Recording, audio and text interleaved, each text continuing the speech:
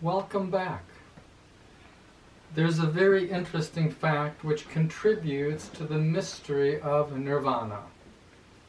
This is that nowadays meditation teachers rarely talk about Nirvana. Meditation is a practice that has been valued for millennia, with roots deeply embedded in Eastern spiritual traditions, particularly in Buddhism, Hinduism, and Jainism.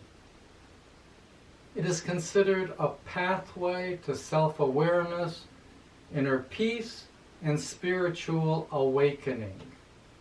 In recent decades, meditation has become increasingly popular in the West, not only as a spiritual pursuit, but also as a tool for stress reduction and mental well-being.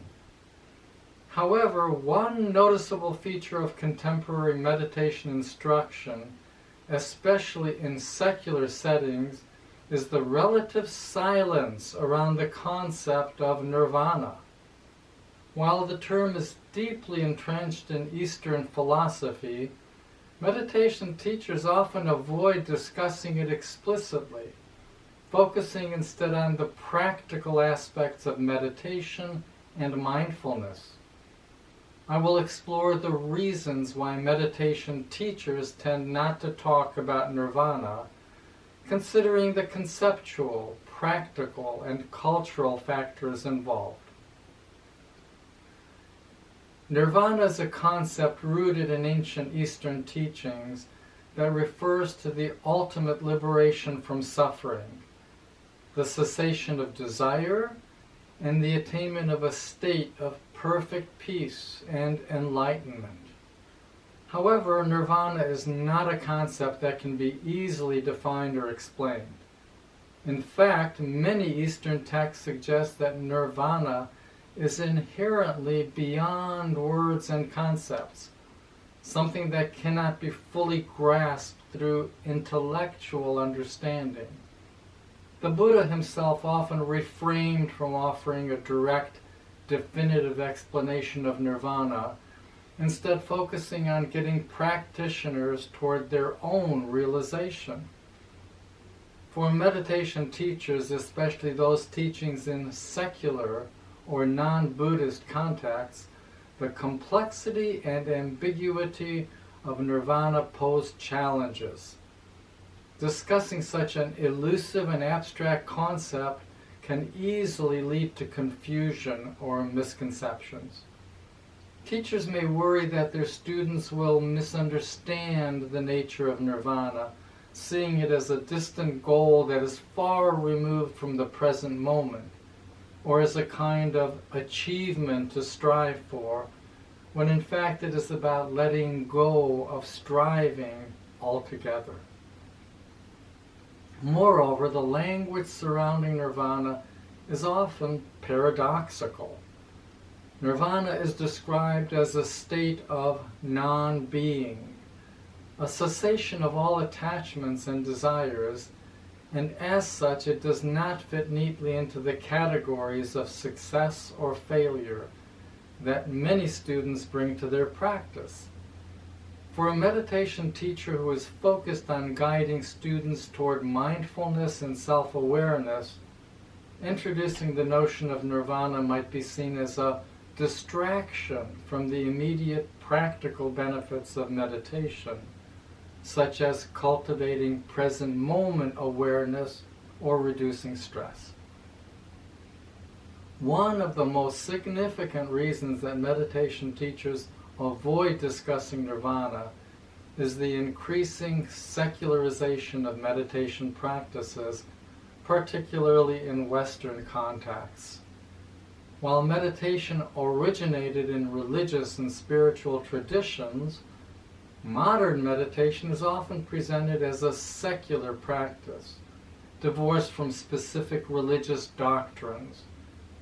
Teachers may focus on techniques like mindfulness, breath awareness, and body scans, which are framed as tools for enhancing well-being and mental health, rather than as spiritual practices aimed at achieving transcendental states.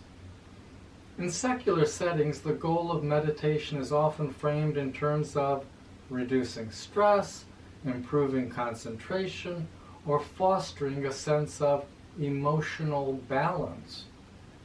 In this context, introducing the concept of nirvana could alienate students who are not interested in religious or spiritual goals.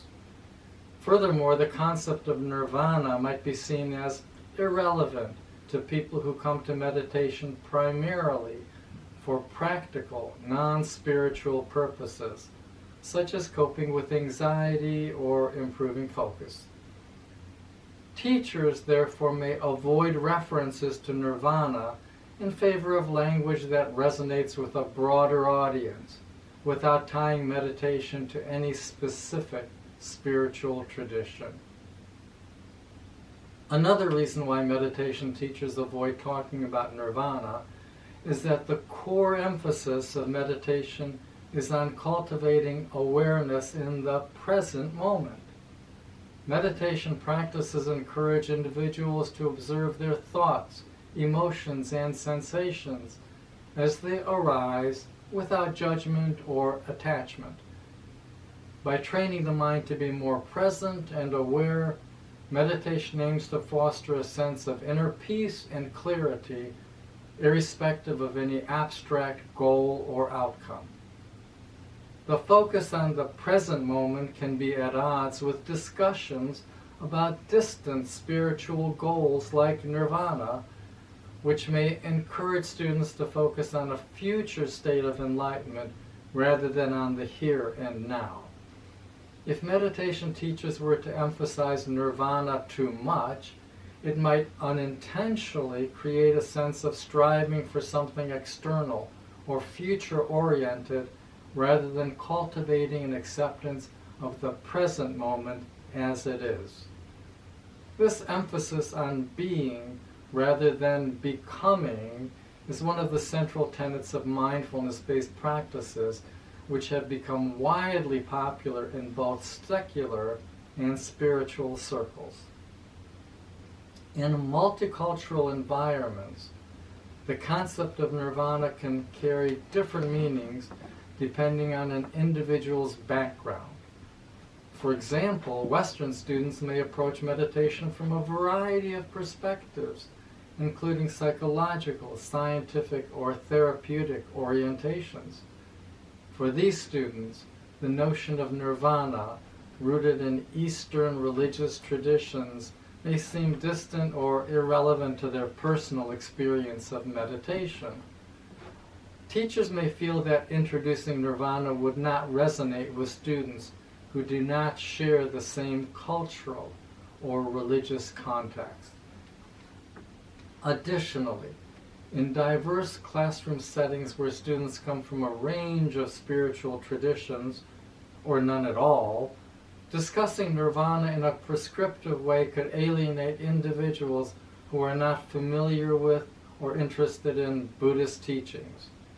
As such, many meditation teachers choose to sidestep discussions of nirvana and focus on universally accessible concepts such as relaxation, mindfulness, and emotional regulation.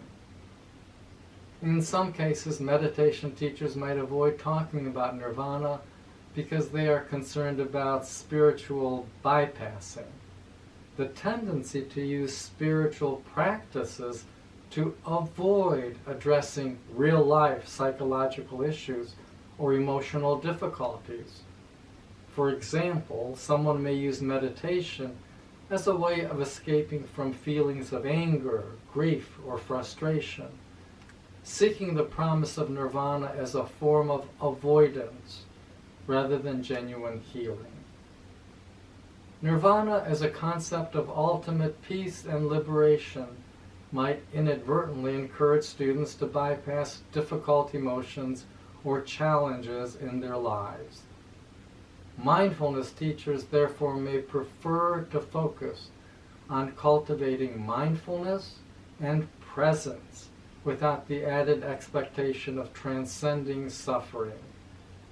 This approach encourages practitioners to confront their difficulties directly rather than seeking an abstract, idealized state.